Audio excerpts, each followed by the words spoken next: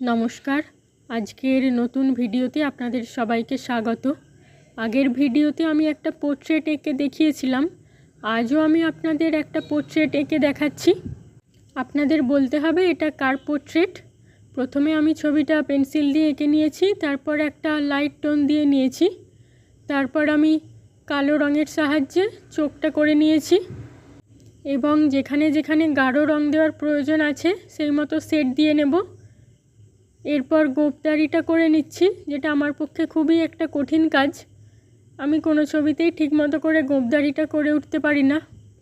নিচের দিকের জামাটাতে একটা রং দিয়ে নেব। পোর্ট্রেট মোটেই আঁকতে পারি না আমি, তাই ভাবলাম আর একটা প্র্যাকটিস করে দেখি কতটা ঠিক আঁকতে পারি আমি। এবার চোখে একটু কাজ বাকি ছিল, সেটা করে নেব। চশমাটা করে নিচ্ছি।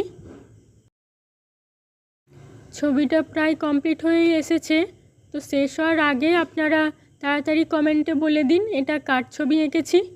যদি ঠিকঠাক বলতে পারেন তাহলে আমিও বুঝতে পারবো যে আমি কিছুটা হলেও ঠিকঠাক আঁকতে পেরেছি। আমার এই কাজটি আপনাদের কেমন লেগেছে কমেন্ট করে অবশ্যই জানাবেন। ভালো লাগলে লাইক শেয়ার করবেন, আর এই রকম নতুন নতুন কাজ দেখতে চাইলে আমার চ্যানেলটিকে অবশ্যই সাবস্ক্রাইব করে রাখতে হবে। ধন্যবাদ।